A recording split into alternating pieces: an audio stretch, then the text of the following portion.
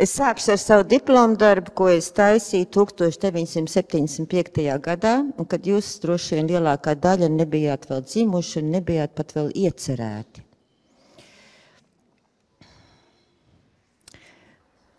Šī ir Rīga 1975. gadā. Var kaut ko saprast? Neko.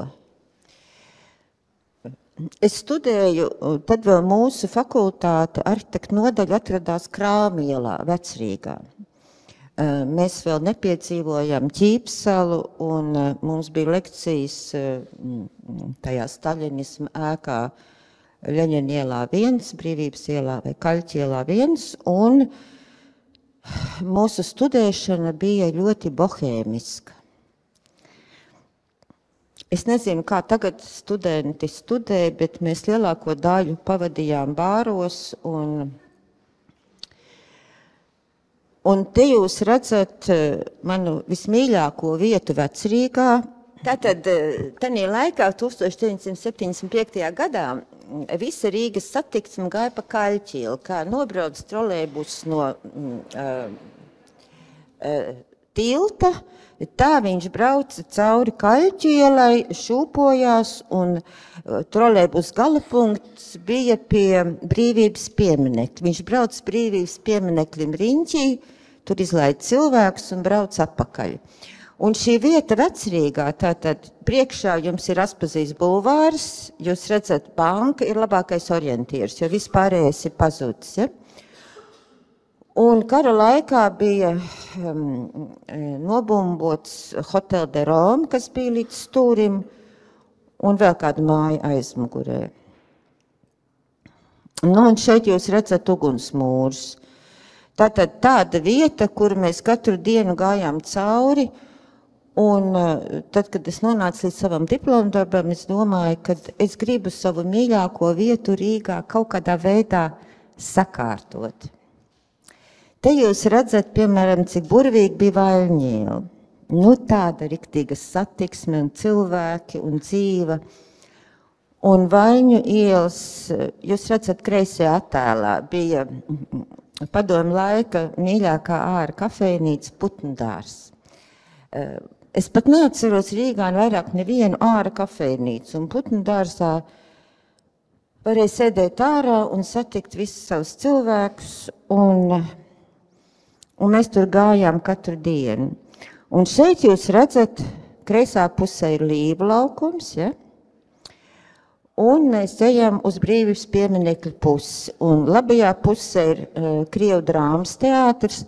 Un toreiz, tā kā Kaļķu iela bija tik ļoti šaura, tad kaut kā domāja, kur lai paliek cilvēki. Un visām sānu mājām centās uztaisīt galerijas. Ja jūs, piemēram, redzat, Krievu teātrim gāja pa pirmā stāva galerija cauri, un kreisā pusē Līva lauku vēl nebija. Tad visur taisīja tādas pasāžas. Nu, un šeit ir mans diplomdarbs.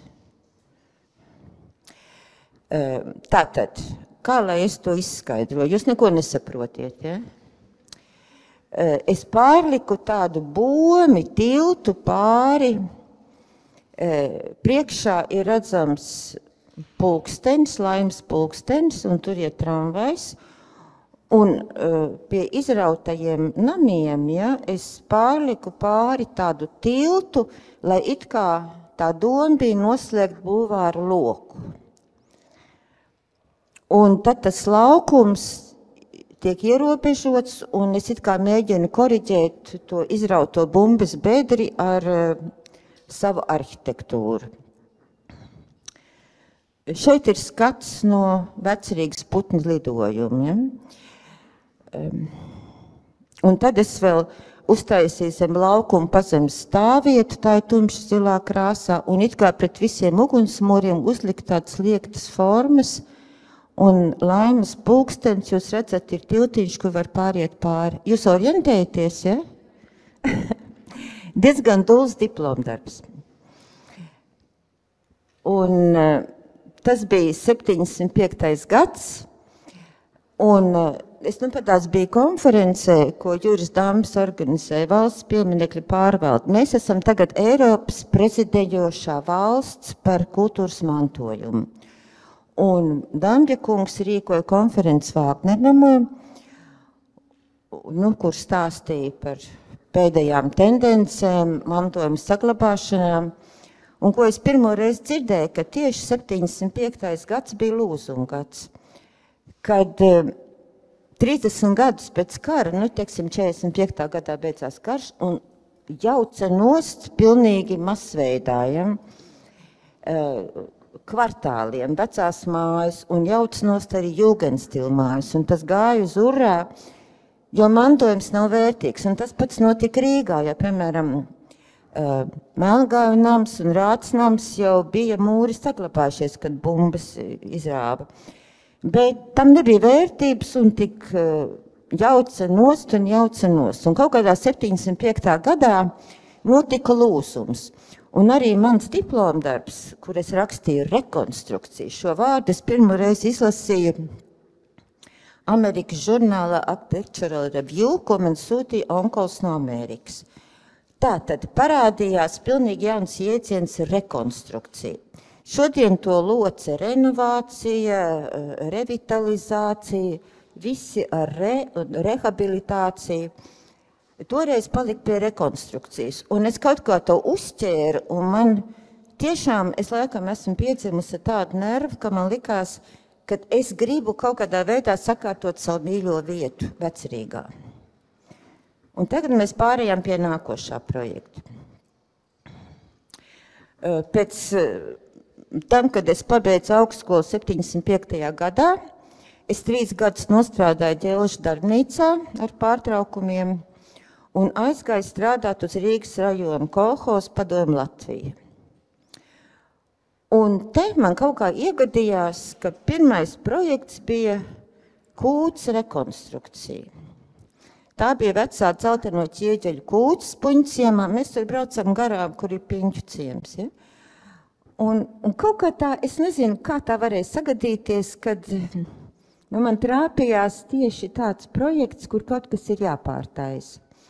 Es pati smuku uztaisīju maketiņu, jūs redzat, kur ir kūts, esošā kūts labā pusē, es pieliku piebūvi, te ir realizētā kūts,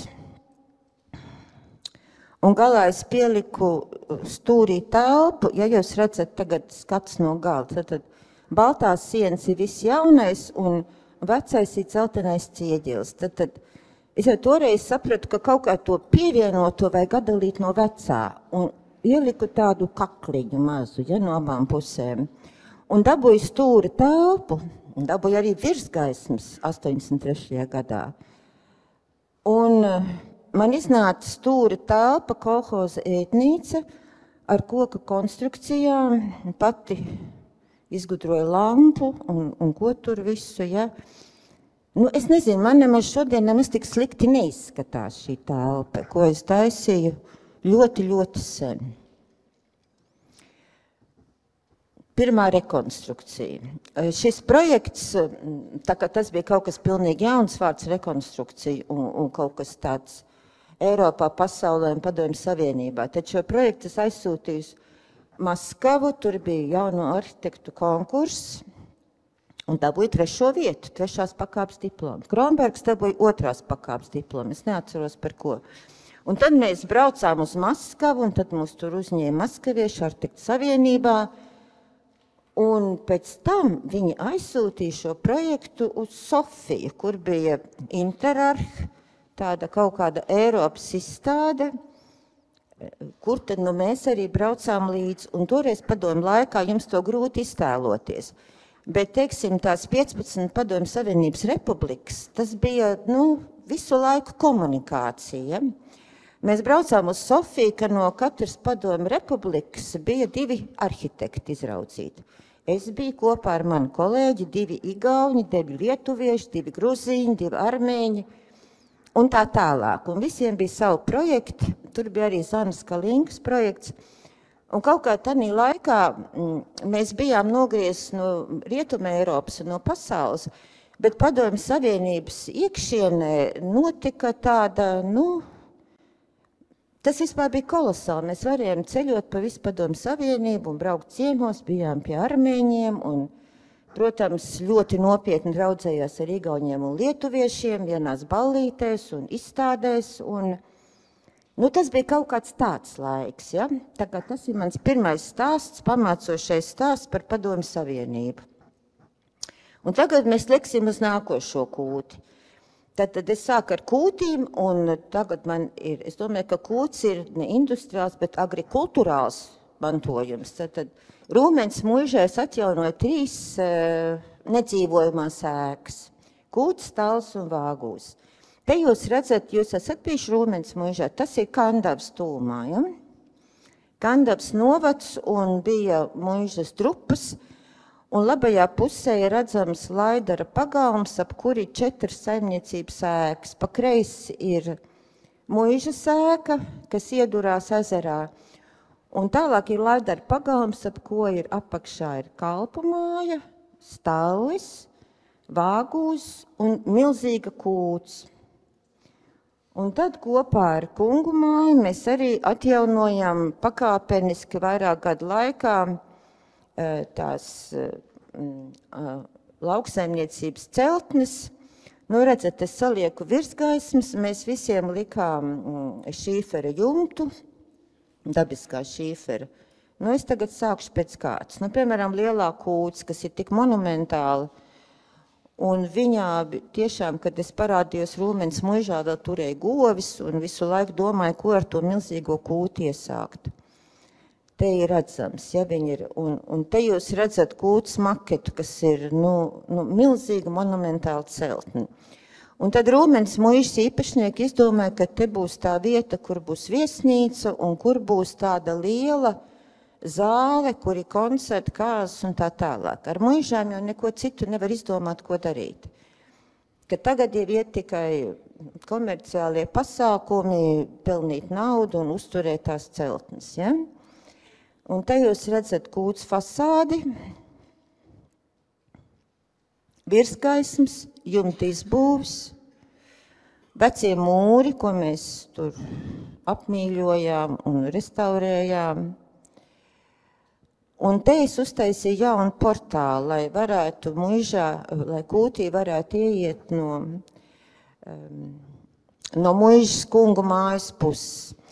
Nu, jūs redzat to valodu. Jaunais portāls ir tādās vienkāršās formās, un puiši tiešām spēja uzmūrēt jaunu laukakmeņu mūri, un jumts un jumta izbūves ir vienā materiālā.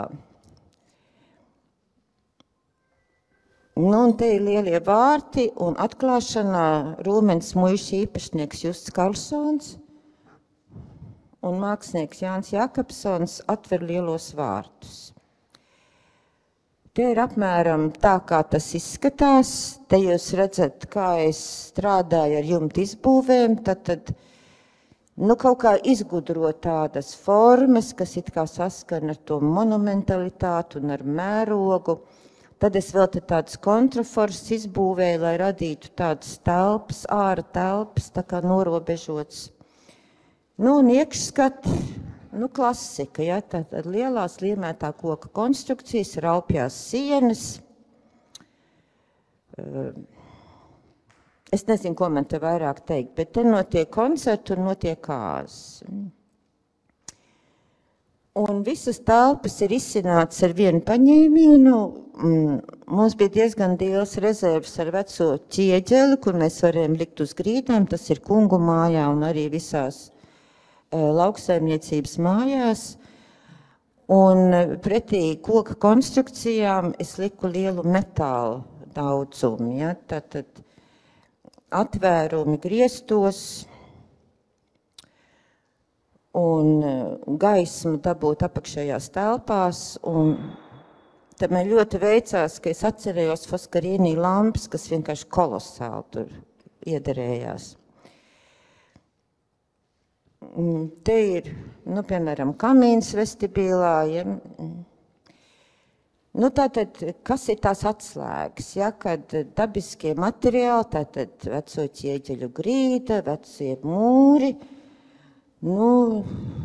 lai kamīns nebūtu salds, tad es gribēju tādu vecinātu metālu, un laimīgā kārtā atradās tāds metāls, kas nostāvēs 40 gadus ārā un no vietējiem izgatavotājiem. Te ir, piemēram, invalīdu tualete, kur atkal ir tas kontrasts. Betons, akmens, skarbās formas. Un šeit ir no kūdes skats uz stāli, par ko es rādīšu vēlāk. Labā pusē ir kungu māja un kreisā pusē ir stālis. Stālis Muižās bija tāda īpaša māja, jo tā kā šodien sacenšās ar automašīnām, markām, vīrieši mērās, tā toreiz zirgi Muižā un vispār saimniecībā bija tā kā šodien mašīna, ar kuriem lepojās un kop un spodrināja.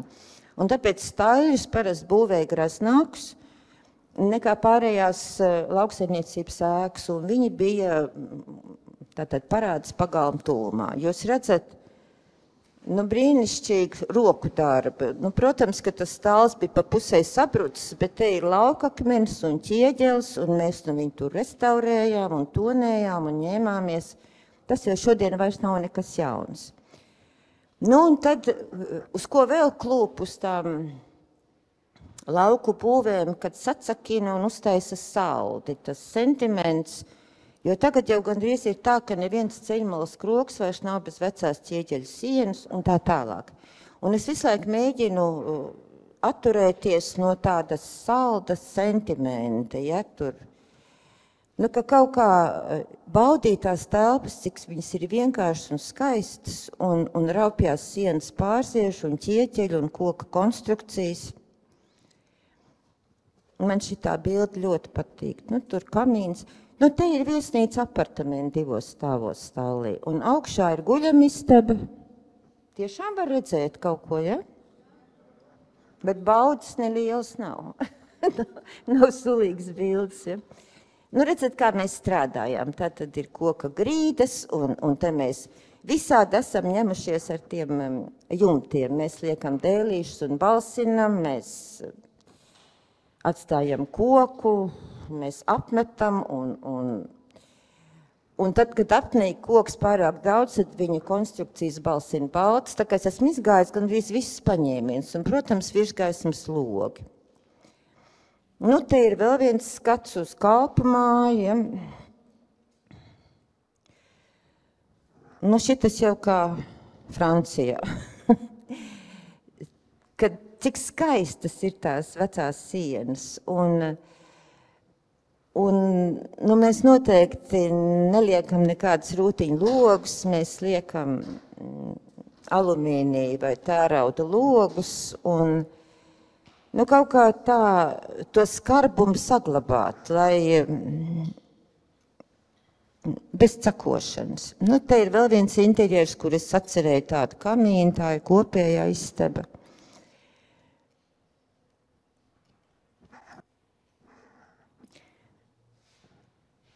Guļamistabas, protams, ir vecā koka konstrukcijas, koka grīdas, un Rūmenē ir tagad kādi 15 apartamenti. Tagad es arī pa ceļam parādīšu kungu māju. Tātad mēs atklājam kaut kādā 15 gadus apakaļ, un tā kungu māja bija vienstāvīga, mēs uzbūvējam 2. stāvu un izbūvējam jumtu. Un kas it kā ir tik nemanām izdarīts, ka Pēters Blūms pat neticēja, ka es to esmu izdarījis. Un kreisajā galā jūs redzat piebūvi, kas ir virtuves namiņš ar oranžēriju. Mēs uztaisījām alumīnija konstrukcijas jumtu, jo es izfantazēju, ka virs virtuves var būt garšvildārsiņš. Un tā tas arī ir, kad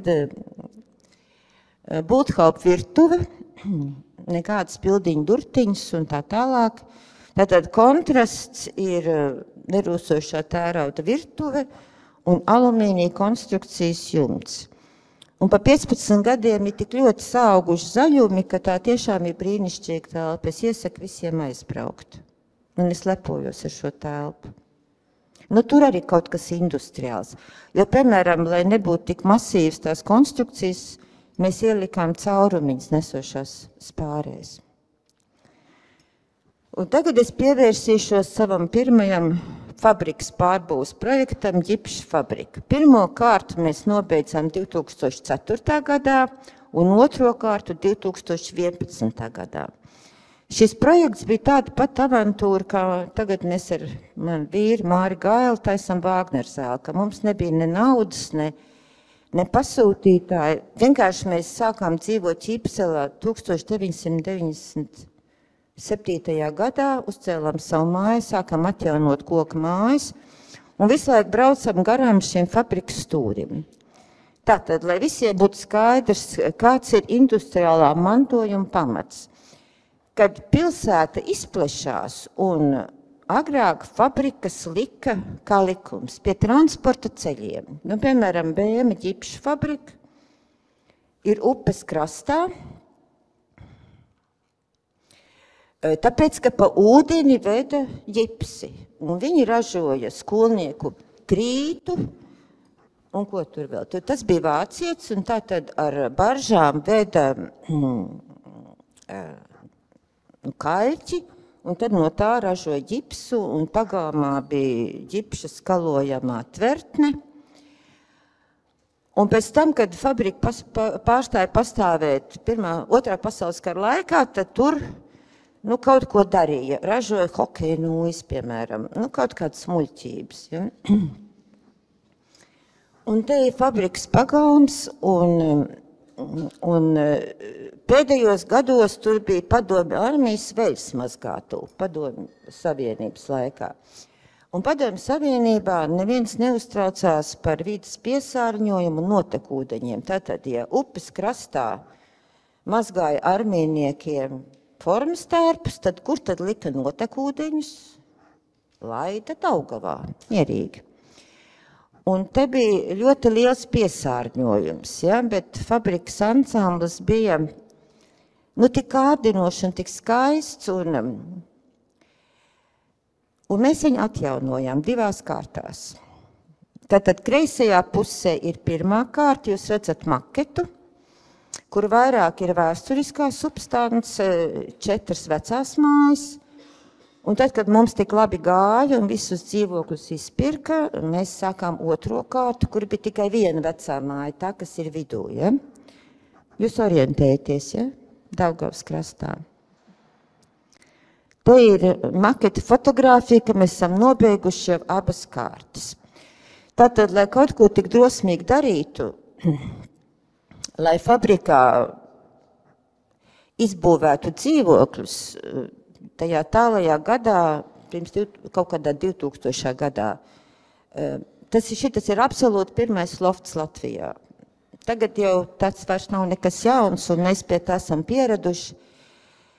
Bet toreiz mēs tiešām taustījāmies, un mums bija liels risks un neziņa. Taisam dzīvokļus, ko vēl, birojas. Toreiz biroja nebija modē, biroja telpas tanī laikā nebija. Bet tā kā vieta, un šī ir, es domāju, ka Ķīpsela ir viena no labākajām vietām Rīgā, kur dzīvot. Tātad ir centra tuvums, ir ūdens, ir skats uz Vecrīgas torņiem, zaļa daba, putni, un viens, varbūt pat galvenais arhitektūras formulas noteikums ir vieta.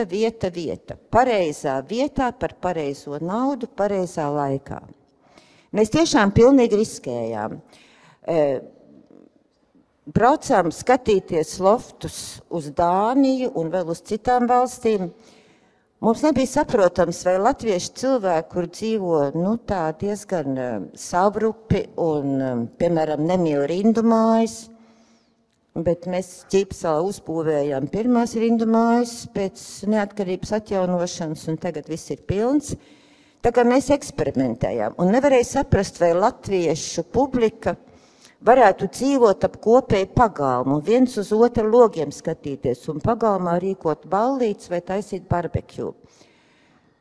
Pie Dāņiem mēs aizbraucām, un Dāņiem ir ļoti mazi dzīvoklīši. mazāki kā mums latviešiem vajag plašāks dzīvokļus. Un tā kā viņi dzīvo tādās komunās, tad mums likās, ka nez vai latviešu cilvēki nelūrēs viens uz otru aizdomīgi, vai viņi ir spējīgi radīt tādas komunas. Ja? Tagad mēs jau esam 23. gadā tikuši līdz urbāniem dārziņiem un koplietošanas telpām, ja? Bet kaut kad ap 2000. gadu tas bija kaut kas jauns. Un te mēs esam tikuši līdz fabrikas atklāšanai. Ja? Mums nebija nekādi pasākumu rīkotāji un nebija nekādi PR vai reklāmisti, bet mums vajadzēja pārdot šos dzīvokļus, 34 dzīvokļus fabrikā. Un mēs vienkārši izdomājām, ja? Taisīsim kā skursteņu atklāšanu. Jo nevis, teiksim, mēs atklājam ģipšu fabriku, mēs saaicinām eventuālos klientus, bet mēs atklājām veco skursteni, ko mēs restaurējām.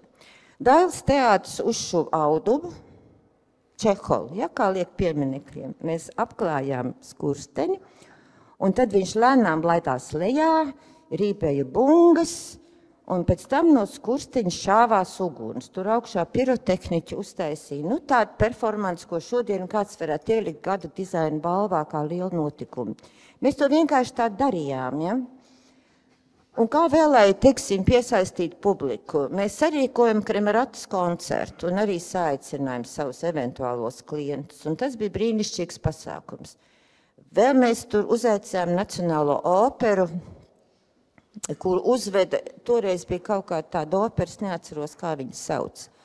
Tātad te jūs redzat, kā tās celtnes, tur ir kopā 4 celtnes, un kā mēs ar viņām strādājam, bet patiešām šis bija tāds veiksmes stāsts. Vēl rudenī, neviens nenāk, atnāk, paskatās tos dzīvokļus, bet tad, kad uzspīdēja pavasara saulīt, manam vīram ārkārtīgi veicās, un mēs pārdevām visus dzīvokļus. Pie tam tā publika bija ļoti interesanti. Kas tad pirka? Piemēram, 4 somu jūrnieki, kur te iebrauc, un viņiem vajag kur palikt. Vai Šveices ģimene, vai tur, toreiz IT speciālisti vēl nebija tik naudīgi, bet tas sastāvs bija tik internacionāls un interesants, un, piemēram, te augšā to bunduli nopirka Kristaps Zariņš ģimeni, Mākslas akadēmijas rektors. Viņš mums ļoti noticēja, viņam tur bija dzīvoklis, bet vēlāk viņš vairs nevarēja izturēt restorānu.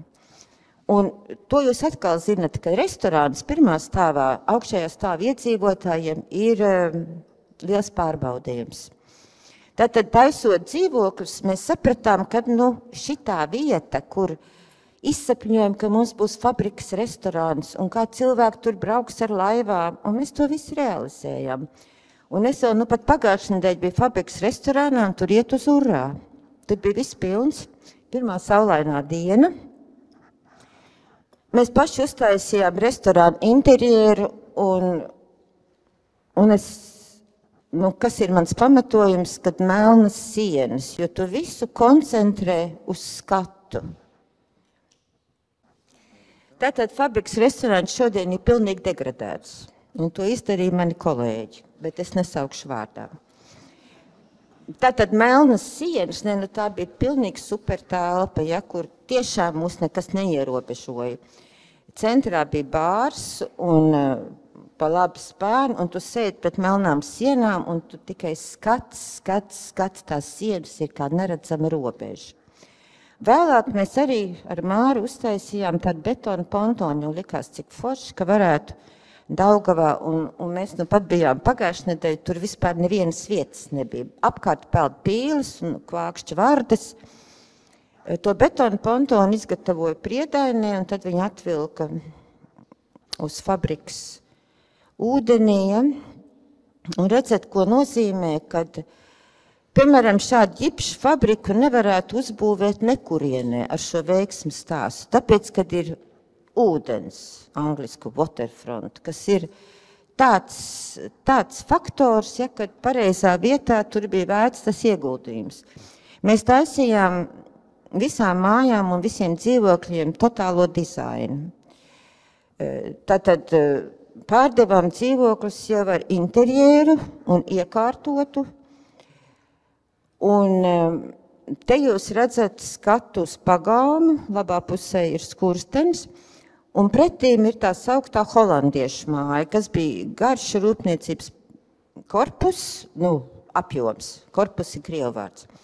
Un viņiem mēs piebūvējam klāt verandas un augšā jumtā izrāvām robu un, teiksim, katrs 4,5 metrs solis ir viens dzīvoklis, viens lofts, 3 līmeņos.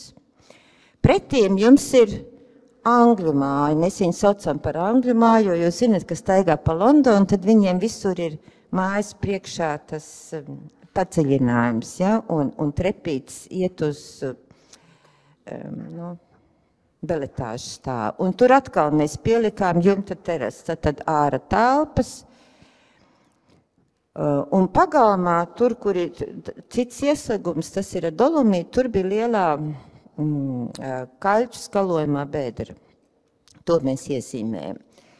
Un tagad, vēl kaut ko vajag. Es nezinu, vai tā ir māksla, bet kaut kas mums likās, ka pagalma iekārtojumā un šo spiedi presi mums atkal kāds pateica, ka Baltazar sūkņas stacijā krūmos mētājās tāds sarūsējis. Un mēs viņu atvedām, un Glebs Panteļejevs viņu apstrādāja, teiksim, tāds objekts. Ja? Un te jūs redzat, pagalma vidū ir pumps, ūdens, ja? Un tie ir mani mazbērni. Tad kaut kur cilvēks, kas pievelk, man liekas, ka tagad pumps jau sen nedarbojās, bet, piemēram, puķu kastes, kā vagonetes, ja? Arī beņķi bija, uz ritenīšiem, ja? Un viņa tāda telpa pagalmā, kur patiešām tie fabrikas iedzīvotāji ir radījuši kaut kādu kopienu un komūnu. Viņi paši apsaimnieko, viņi pat pa laikam taisa barbekju. Un te ir daži ieskati interjeros, dažādās mājās. Protams, ķieģeļu sienas toreiz vēl nebija siltināšanas lēkme, mēs atstājām pārziestas un koka konstrukcijas. Un visur mēs no brāļiem Dambergiem dabujām veco dēļu priedz, dēļu grīdzi. Un līdz brīdim, kad viena īrniece ierāva tādu skabargu, ka viņi dabūja vest uz slimnīcu. Tā kā tad veciem dēļu grīdām ir arī, protams, ja tu taisi uz pārdošanu dzīvokļi, tur ir, bet tas viss bija pirms 20 gadiem.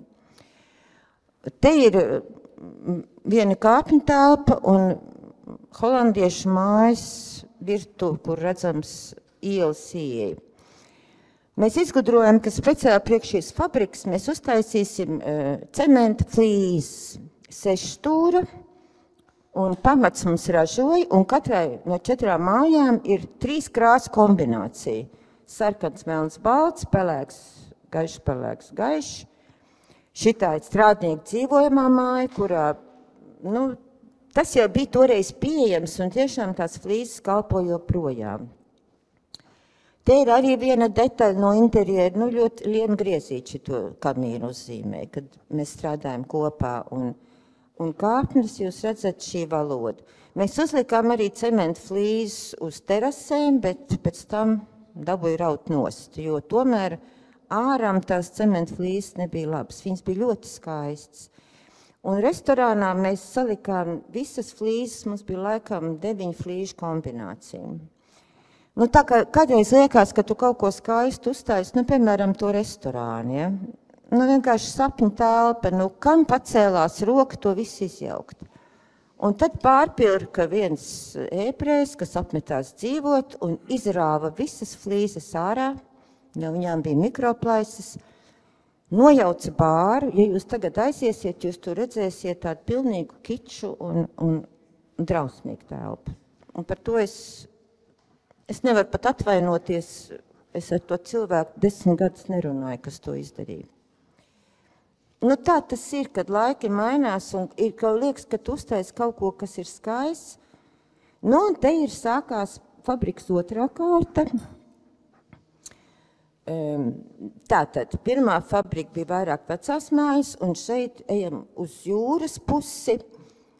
un bija tukša grunts, un kā tad mēs tagad būvēsim to jauno fabrikas daļu, kas ir vecās fabrikas teritorija. Nu, un pilnīgi skaidrs, ka mēs gājām ar ķieģeļu industriālo arhitektūru. Kā mēs viņu saredzam šodien, kas mums tur patīk, tātad es domāju, ka ir nolasāms tas industriālais vienkāršais.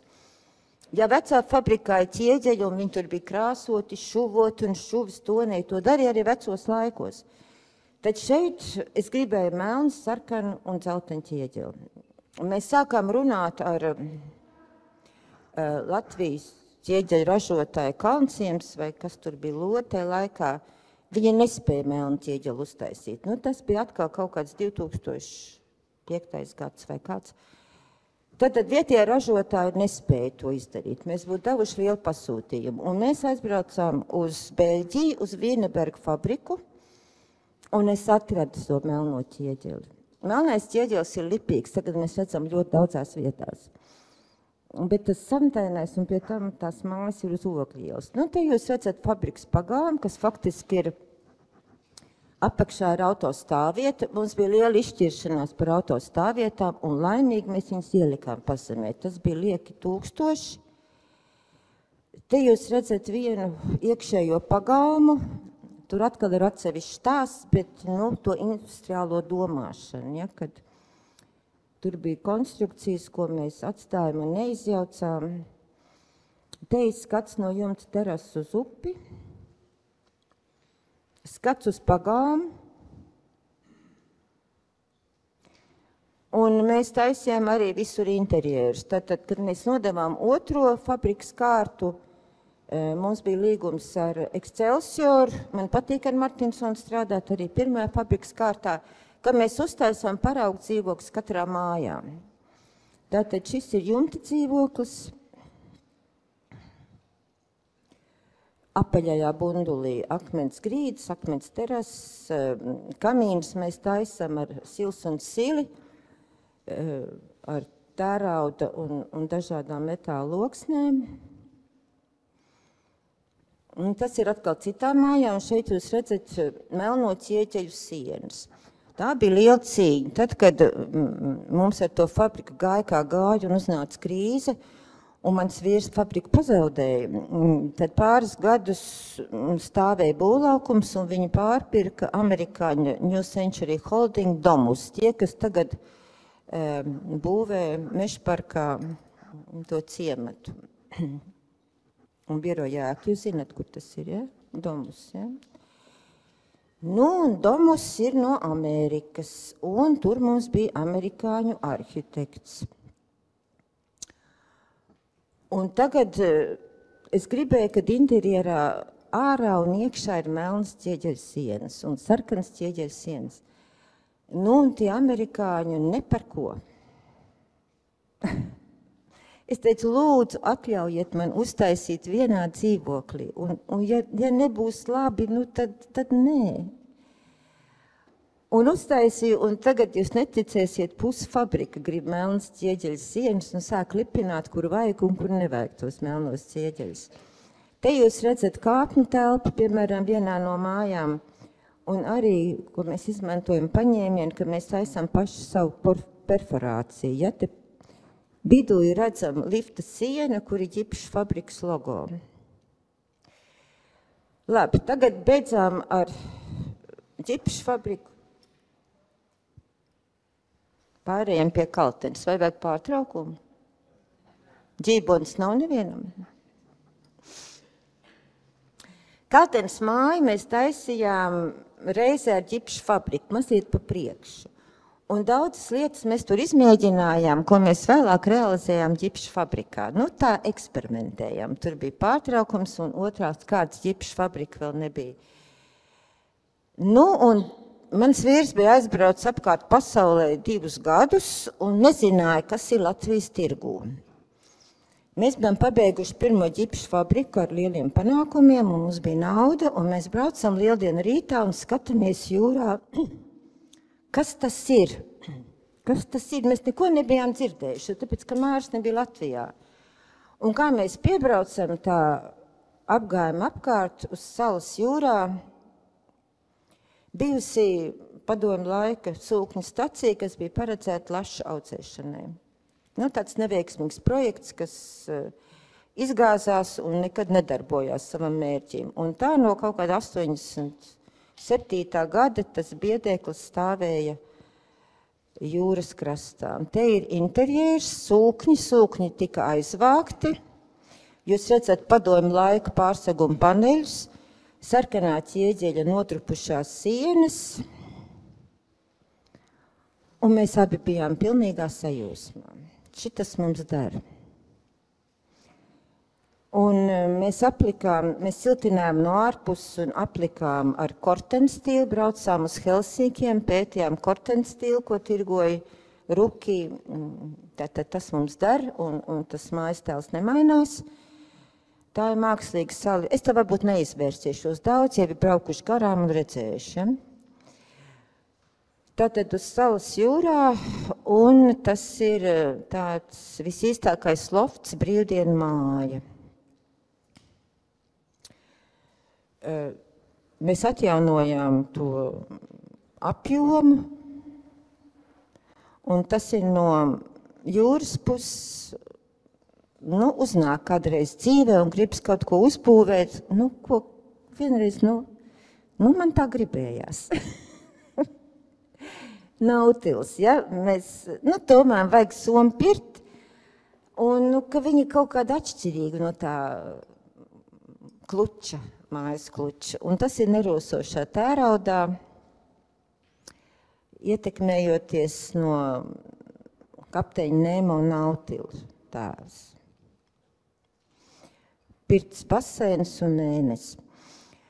Nu, un šeit mēs saglabājām vecās norūsējušās caurules. Nu, tātad, cik skaisti ir dzelzbetona paneļi, pārsegums, sliedes. Nu, iekšpus sienas mēs pārsietām, mēs ielikām jatobas koka grīdas, tā kā ir jahtās, un, nu, es domāju, ka es te pārāk nepakavēšos tagad, ja?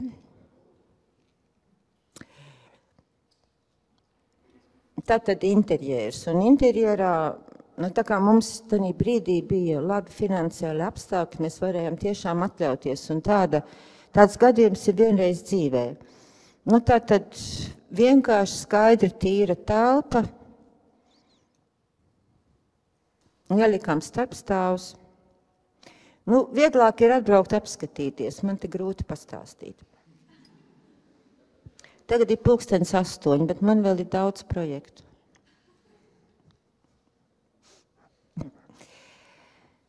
Tad tālāk es pieskāršos dažiem nerealizētiem projektiem. Tas būs Liepājā, Ventspilī un Tukumā.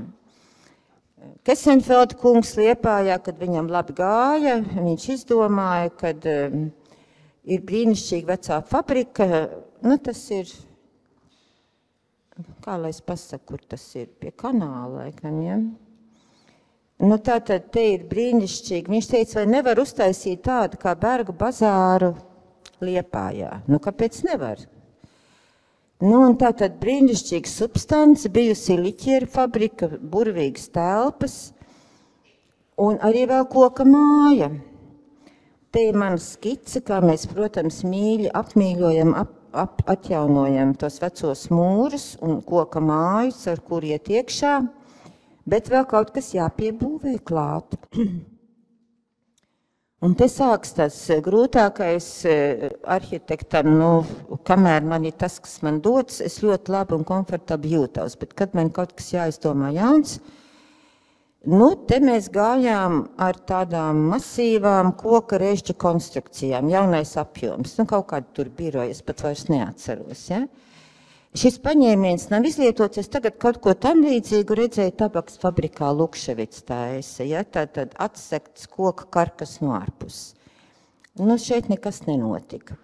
Nākošais Ventspils Saulsbrūs 2008. gadā. Bija viena ģimene turīga no Lemberga grupas, kas izdomāja, kad veco Alusbrūs pilsētas centrā, netālu no kanāla, viņi uztaisīs par savu privāto rezidenci un galeriju. Nu, tāds tur ir kaut kāds viens atjaunots, un tas bija skaists projekts. Te ir mans zīmējums, tad dot tik šurp, mēs varam iztaisīt gan dzīvojamo māju, gan birojas, gan mākslas galeriju. Atkal pēc formulas veco apmīļo, jauno kaut kā delikāti pieliek klāt. Tā ir kopējā dzīvojuma istaba, un te ir makets, ja? Mēs savienojam vecās mājas ar tādu stikla paviljoniem. Es vismaz tā saredzēju, ka tas varētu būt neuzkrītošs un kontrasts. Tālāk Tukums. Tukumā ir galvenā ēka, kad brauc iekšā Tukumā, ir Tukums Pirta brūzes. Tas pieder Rūmens muižas un Barga bazāra īpašniekam Justam Karlsonam. Kaut kā tur tā ir sagadījies, ka viņš mantoja. Un bija ideja, ka tur būs kultūras telpa, Tukumagija, kas būtu visu mākslu sintēzi, kaut kas tam līdzīgs. Tātad vēsturiskais materiāls ir brīnišķīgs. Atkal industriālā ķieģeļa arhitektūra, burvīgi toņi, burvīgs tornis un pazemes telpas un fantastiskas zāles, ja. Es saku, es uz šito skatos jau kopš kaut kādiem 80. gadu otrās puses. Tā kā man šeit nekas nevar pārsteigt. Un vienmēr, piemēram, kad mēs iegājām ģipšu fabrikā pirmo reizi, tad tur vienkārši Boņš kakāja. Tu ej pa otro stāvu, viņš izkakājās vienā vietā. Un tad ar distanci atkal otrā vietā.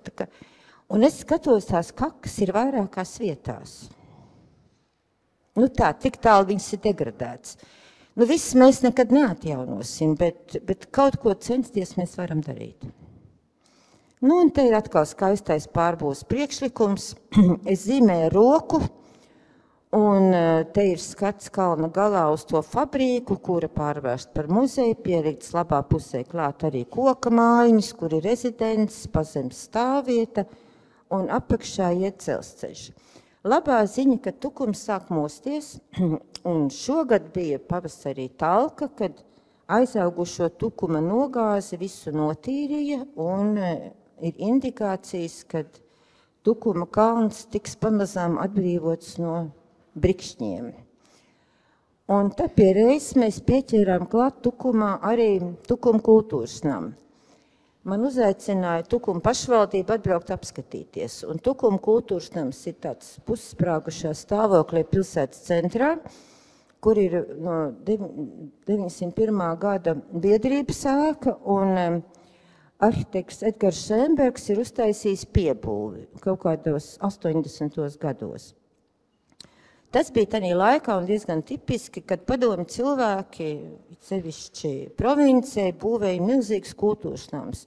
Jo notika ražošana un notika lauksaimniecība. Kolhosi, teiksim, Tukumā bija spirta fabrikas lietā, bija fermentu rūpnīca un bija daudz strādnieku, un padomju ļaudīm vajadzēja atpūsties, rīkot lielus koncertus.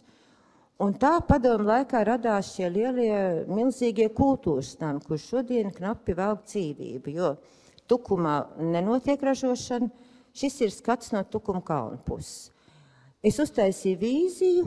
Tad jūs redzat, kreisā pusē ir vecā māja, un labā pusē no dzelteņa ķieģeļa ir Edgara Šēnberga piebūve. Un te ir mana vīzija, kā mēs varam sakārtot no Tukuma puses, veco un jauno savienot. Un tagad Tukums jau ir to saskaņojis, un notika projektu konkurss, un izskatās, ka viss notiks. Tad bija izšķiršanās. Faktiski man uzaicināja ar jautājumu, kā pārliecināt tukumnieks, kad vajag palikt vecajā kultūras namā, jo bija jau noskatīts klajā laukā pļava, kur būvēs jauno kultūras centru multifunkcionālu un apkārt autostāvvietas. Un paldies Dievam, mums izdevās kopīgi saprast, ka Tukumā nav vajadzīgs autostāvvietas apkārt kultūras namam. Ka pilsētā var atrast autostāvvietas, tas ir no otras puses. Ja? Tātad šī izšķiršanās ar mašīnām ir visās malās. Nu, tagad ir mans bēdu stāsts Zuzēum. Ļoti skaists projekts, korķa fabrika, sapņu fabrika. Mums bija pauze ar Jauno Rīgas teātri ap 2015. gadu. Un Zuzāns mūs pierunāja, ka mēs uztaisīsim Zuzēum mākslas centru. Tas, ko jūs redzat tagad, tam nav nekāda sakara ar mūsu projektu. Uznāca Covid, uznāca azartspēļu krīze, un Zuzāns vienkārši nokrāsoja oranžu ar buteli kopā. Tātad šis projekts palika nerealizēts, kas bija iecerēts kā grandios un būtu kolosāls kultūras centrs. Tātad apakšā melnais ir vecā sapņu fabrika, labajā pusē mēs izveidojam muzeju dārzu ar stāvvietām apakšā un aizmugurē jaunā Zuzāna kolekcijas glabātava. Saskaņots būvprojekts un čuši. Jā, bet man ir arī bijuši daudz neveiksmes, ja tās var uzskatīt par neveiksmēm. Nu, man liekas, ka tas projekts bija ļoti skaists, bet es arī saprotu, ka tu nevari savu dzīvi balstīt uz azartspēļu biznesu. Tas vienmēr slikti beidzās. Nu, nav smieklīgi. Ielē man glāzi. Tā, nu vienmēr ir jāmāk arī atteikties un tiltiņi un pilnīgi burvīgs projekts. Nu labi, ar to mēs beidzam. Un pirms tam bija Rīgas rauga fabrika. Jūs zināt, kur ir Rīgas rauga fabrika? Tā ir pretīm Hanzas peronam. Un turpat blakus būtu Davida Džai laikmetīgās mākslas centrs. Un šī rauga fabrika viņu nopirka Norvēģi, Orkla. Un mēs vingrinājāmies arī kādus 2 gadus. Viņi domāja, ka viņi to attīstīs. Brīnišķīga fabrika. Rauga fabrika aizvēra, nu kā jau parasti, ja? Un tad es jums parādīšu, cik smuks mums bija. Man šitas ir ļoti mīļš projekts. Tad vajadzēja 2 stāvus klāt. Nu, kāpēc ne šādā veidā ar atsektām metāla konstrukcijām, nu, tur hoteļu kompleks, ja? Man liekas, ka šitas mums diezgan labi iznāca. Un te viņas ir tādas monumentāls, it kā tu meklē paņēmiens ar industriālo arhitektūru, kā te ir tās lielās sijas un nedrīkst nojaukt mērogu. Visvieglāk ir uzbūvēt, nu, tur tāds baltas vai stikla plucīšas augšā.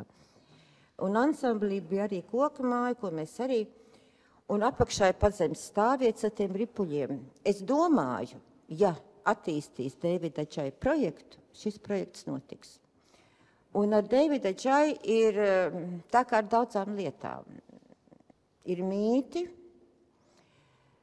un es tikai varu teikt vienu lietu, ja atrastos kāda spēcīga cilvēka grupa, kas par to cīnīties, mēs to dabūtu.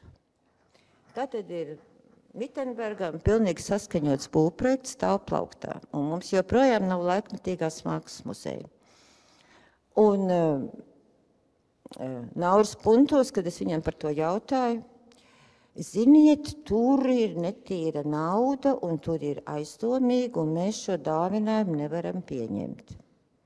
Tad, kad es pēdējo reizi runāju ar kādu no saviem kolēģiem, kas ir diezgan tuvi informēts, ka izrādās ne no kultūras ministrijas, ne no knabiem neviens pat neko nav pārbaudījis. Un te es varētu teikt, ka te ir tāda milzīga iespēja. Nu, ja ir Hanzas perons un blakus laikmetīgais muzejs, nu, vajag atrasties kādiem drosmīgiem cilvēkam, kas iet un citās, vienalga kādā veidā. Nu, teiksim, mēs sākām kā avantūra ģipšu fabrika, tāda pat avantūra bija Lipkas muzejs, koku mājas Ķīpsalā, un tagad Vāgner teātrs, ja? Mums jau ir 20 miljoni. Es ticu, kad visu liekot uz šo kārtu un ar mērķi to var izdarīt. Neviens neko klāt nenes. Ar Dievu palīgu kaut no mums tagad iziet kongresnams. Nu, te ir arī vizualizācijas, ja. Nu, tad es diezgan sen taisīju vienu spīķeru Vecrīgā, tā jau arī klasika. Tas bija angļu klients, mēs uztaisījām dzīvokļus, vecās faktūras un sijas un veco dēļu grīdus un čugunu radiatori. Mēs ielikām gaismas aku centrā. Un tad vēl bija tāds projekts, kas zina, kad kur ir Rīgas kanalizācijas sūkņas stacija, tur, kur ir Rīgas ūdens, ja? Jūs zināt, tas ir kanāla malā, eksportielā. Šitā burvīgā Šmēliņa mājiņa. Viņai blakus ir tagad piebūvēts Rīgas ūdens, tāds monstrs, un bija tikai kaut kādas 2 nedēļas, kur mēs ar Māri bijām šito māju noskatījuši un bijām jau vienojušies, ka Rīgas ūdens viņu atdod, jo viņam viņa nav vajadzīga. Un mainījās Rīgas ūdens vadība, un tas viss nobruka. Un tagad tā māja stāv izlaupīta tukša. Tātad šeit ir Rīgas galvenā attejas bedra. Tā bija tāda kloāka, kur viss Rīgas kanalizācija saplūd, ja? Un tagad blakus ir uzbūvēta cita būdiņa. Un tur bija brīnišķīga sūkņu stacijas interjers. Tā ir vecajiem cara laika sūkņiem, nu brīnišķīgs restorāns. Un es saku, pēc 5 minūtēm mēs būtu dabūjuši un tur būtu, bet tagad tur nav nekā, jo nevienam nevajag. Tātad kanāls un uz vecās sūkņu stacijas tas tableta kreisā pusē, tur mums ir bārs, vecajā zālē ir restorāns, var piebraukt pa kanāla kuģīti un uz kanāla pusi ir stikla veranda. Nu, tagad viens brīnums būs vēl viens. Tā māja pieder manam vīram un viņam tur ir birojs Klīver ielā, 2-stāvīgs. Un mūsu dēls nodarbojas ar mākoņu tehnoloģiju, cloud tehnoloģiju. Un viņam vajag biroju augšā. Un tad es domāju, kā varētu mākoni uzlikt augšā. Cloud tehnoloģija. Viņiem tiešām labi iet, un nu pat viņu firmu, nu pilnīgi startups no nulles un nopirka Japāņu kompāniju. Viņiem tiešām iet labi, kad visa informācija glabā mākonī. Nu, tagad es domāju, ka tas būtu tik stilīgi, kad uz tās vecās noliktavas uzlikt virsū mākoni, bet man nebija dūšas. Un tad laikā es draudzējos ar Artūru Arnautu. Es domāju, nē, nu, kur tad es varu mākoni uztaisīt, lai nāk dizaineri? Un tad Arnauts kaut ko šitādu uztaisīja, mēs viņu padzinām.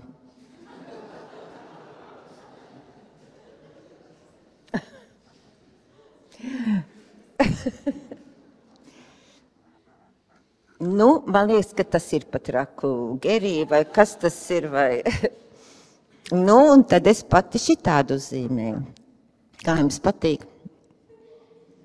Arī tā ir rekonstrukcija, arī tas ir lofts. Un, tā tad mērogā viss ir kārtībā, šis ir saskaņots būvprojekts, un mēs viņu pamazām realizējam. Tātad mākonis, tās ir alumīnija lameles, jā. Nu, tur mums viss notiksies. Un Klīver ielā būs, jūs zināt, kur ir Klīver ielā, tas ir Nacionālās bibliotēkas, ja? Būs šāds brīnums. Tur ir 3 stāvos birojs uz konstrukcijām. Mēs jau esam realizējuši kāpnes uz mākoni pamazām. Un pagaidām cloud tehnoloģija birojs ir ievācies mājas 1. stāvā. Mēs izvirzījām uz gada arhitekta skati, laikam pagājuši gadu.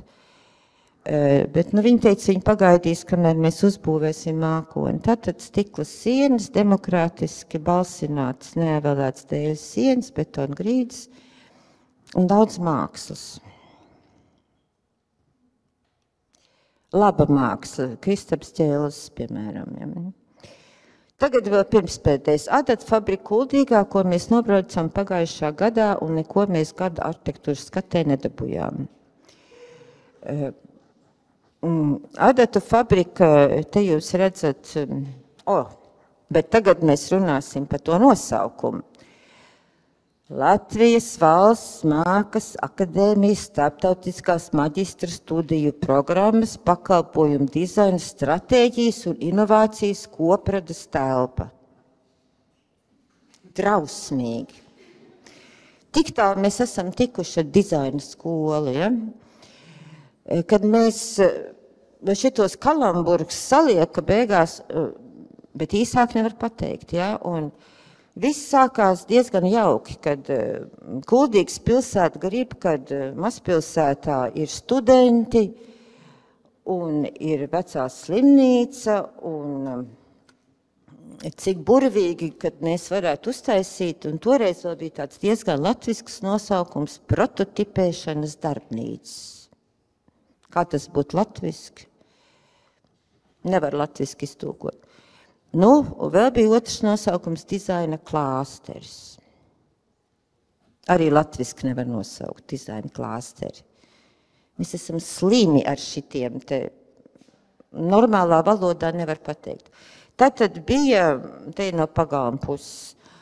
Un bija jauka ideja, te bijusī slimnīca, un kad te nu būtu Latvijas valsts mākslas akadēmijas filiāle, ir tagad tā, kad dizaineri studē mākslas akadēmijā, bet viņiem nav darbnīcas, kur viņi var strādāt ar metālu koku, un, piemēram, viņiem ir jāizgatavo krēsls, un tad ej kaut kur pa provodņikiem un meklē, kur tev var kāds meistars iedot materiālus un palaist pie darbgaldiem. Un tas pats ir ar visiem ar lampām, ja?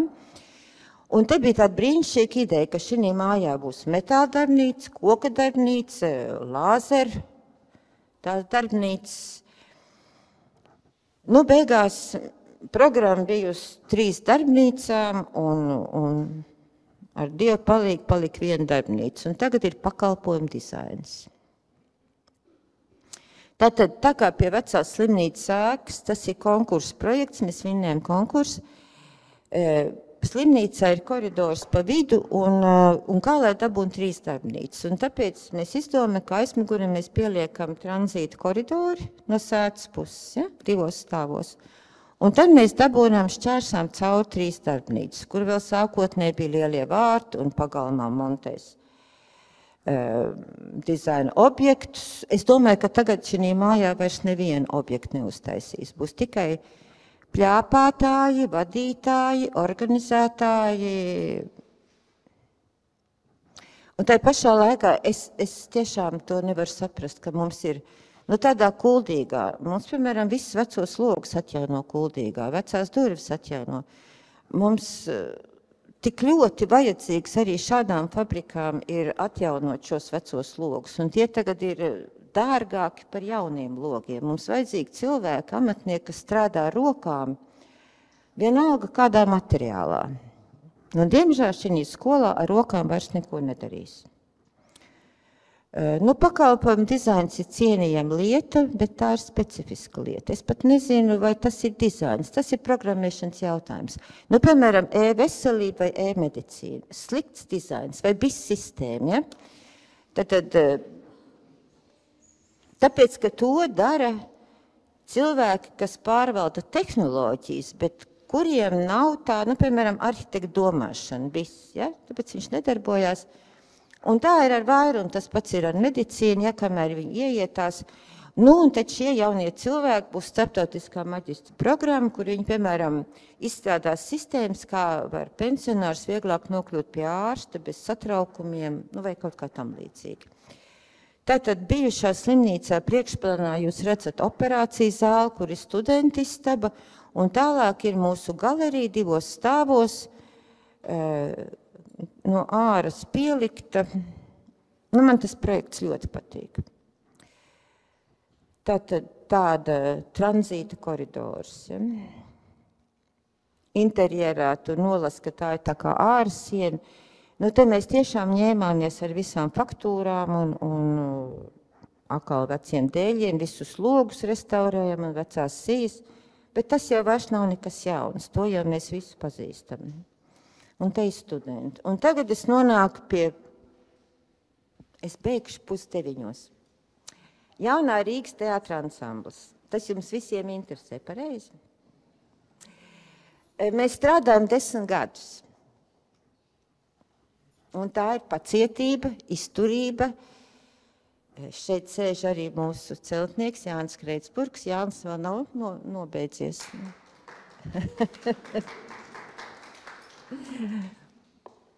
Pacietība un vēlreiz pacietība. Ja? Tā šausmināšanās, kad ir 90 gadus un skatīsimies no otras puses, nekur pasaulē kultūras objektus neuzbūvē ātri un tas nenotiek viegli. Cik tad ķemamies ar koncertzāli un vēl nav netūmā, ja? Jūs droši vien visi bijāt kongresa namā apskatīt rīti pēdējā dienu. Nu, un tās jaunais Rīgas teātra ansamblis arī ir faktiski lofts. Mans mīļākais arhitektūras formulējums, ko man patīk taisīt, ir lofti. Tas nāk no vecām rūpnīcām, no bēniņiem, tas vārds slikti tulkojās, es esmu mēģinājis.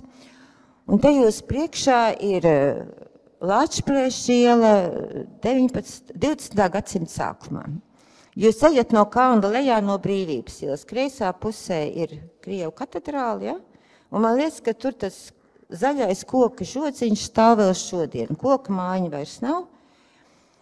Un mūsu teātris ir, jūs redzat kreisā pusē, nākošā koka mājiņa, un tas lielais mūrs, tas ir jaunais Rīgas teātris. Atradāt? Nu, kas skatās telefonā, nevar atrast. Tātad klusa bruģēta ieliņa. Un te ir otra bilde, kas ir no 1911. gada. Tas ir cara laika fasāde. Ja? Atkal. Jūs redzat uz stūra, Tērbatas ielas stūri koka mājiņa, kas stāv kā stāvējusi. Un teātra māja cara laikā, nu nekas sevišķs. Vai var pateikt, ka tas ir teātris? Nevar pateikt. Ja? Un tomēr amatnieki uzbūvēja, viņi būvēja teātri. Rīgas Latviešu amatnieku palīdzības biedrība būvēja sev tā, lai izlaustos būvniecības tirgū, un pirmā stāvā bija restorāns, otrā stāvā bija bankas zāle, un augšā 2 stāvos viņi izdomāja, ka būs teātra zāle. Toreiz tā zāle bija grezna, tātad tas ir latviešu amatnieki, viņiem bija jāparāda tas skaistākais, ko viņi var. Pa zāles perimetri ir balkons un grezniņa ģipša rotājumi un zāle ar plakanu grīdu. Šādu jūs vēl atceraties jauno Rīgas teātri. Tas ir pirms 10 gadiem. Ja? Uz ugunsmūra ir Smilģa plakāts, Gunārs Binde, evakuācijas kāpnes. Nu, šo Smilģa portretu uzlika pats teātris Alvis Harmans, jo 90. gadu juku laikos klīda runas, kad kur te nu te teātris tādā labā mājā, kad pārdos kāda banka, ja? Ierīkos, un teātris izmetīs ārā. Un tad Harmans izdomāja, ka uzliks uz fasādes Smilģa portretu, kas tā kā aizsargā. Te ir vizualizācija, kāds mums būs tagad. Tātad, ko mēs daram? Es pat nezinu, no kura gala sākt.